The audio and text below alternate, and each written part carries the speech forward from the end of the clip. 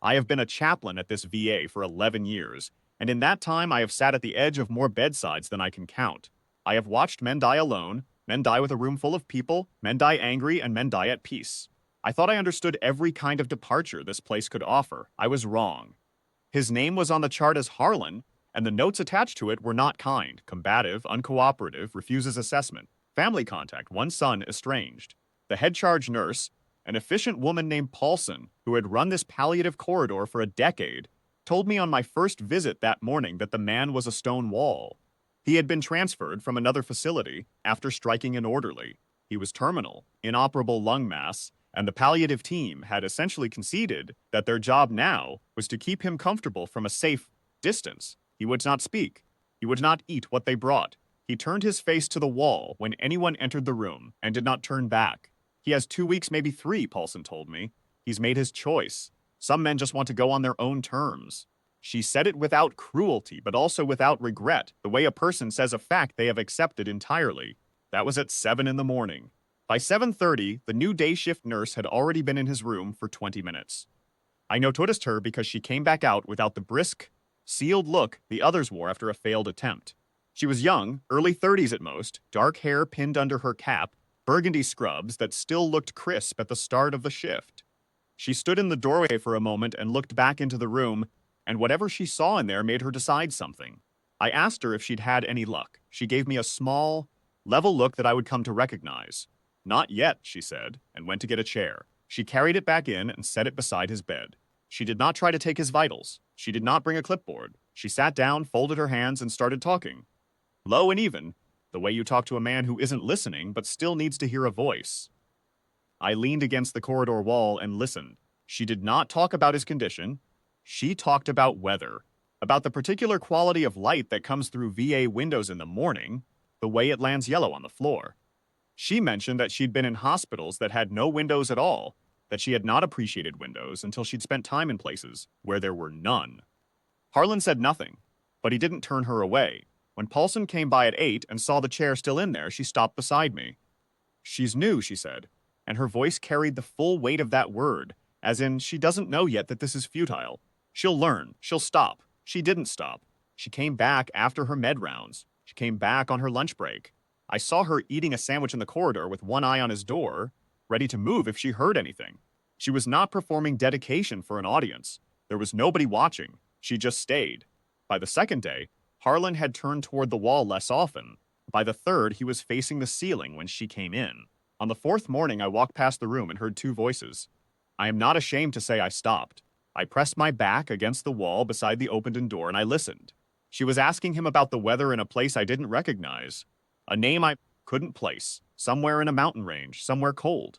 And Harlan, who had not spoken to anyone in this building for 11 days, answered her. One short sentence, ground up from somewhere deep.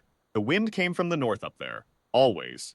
There was a silence. Then she said, quietly, a phrase I didn't catch, 3 or 4 words in a cadence that wasn't casual, that had the clipped precision of something memorized, a kind of formal acknowledgement, something from somewhere I had never been.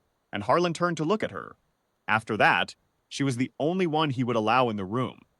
The team accommodated this with the pragmatic acceptance of people who are simply relieved the situation is less volatile. Paulson noted it in the chart as patient established rapport with staff, as if it were an item to be filed. She told one of the orderlies within my hearing that the girl was spending too much of her shift in that one room. She's not a hospice companion, Paulson said. She has 18 other patients.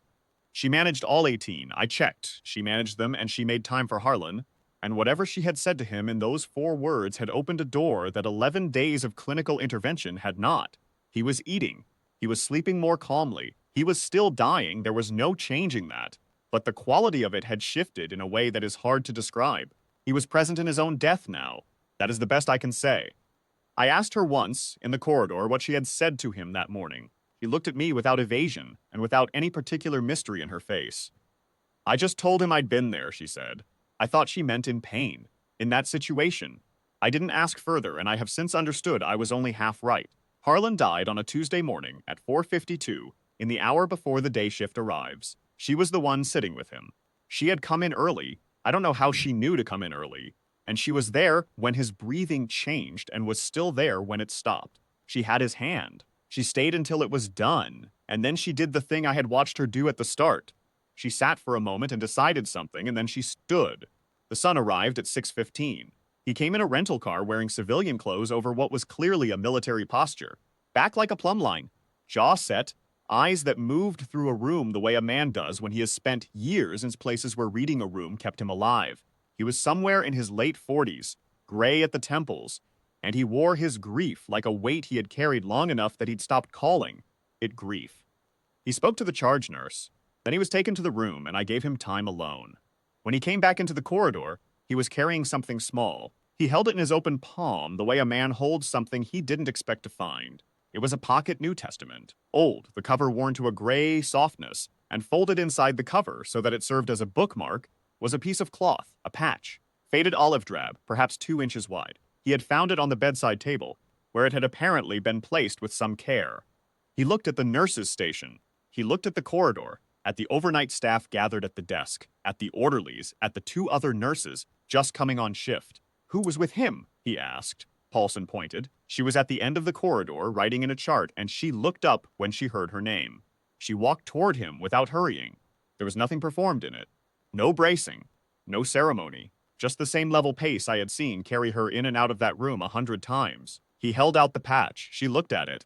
Something moved briefly in her face. Not surprise, not sentiment exactly, but a kind of recognition that goes deeper than memory. He was 18th Delta, she said. Same as me. Different rotation, same mountain, same wind. The son looked at her for a long moment. A man reading a face the way you read a field map, for what it actually tells you, not what you want to find. You served, he said. 2 rotations, she said. Afghanistan. The second time we lost half the team in the first week. 3 of us walked out. I was the medic. He looked down at the patch in his hand. He looked back up at her. My father never talked about his service to anyone, he said. Not in 30 years.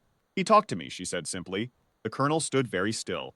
I could see something working in him, the arithmetic of what his father had endured, and who had been in that room, and what it meant that the only stranger in 30 years he had spoken to was this young woman in burgundy scrubs who had pulled up a chair and told him she had been somewhere without windows. He came to attention, not the casual, incidental straightening of a man who spent years in uniform.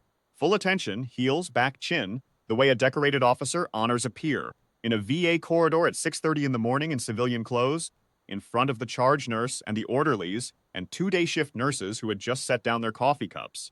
He said, "Thank you for being with him." She gave a small, single nod, the kind that means, of course. It was never in question. And then something happened that I did not engineer and could not have predicted.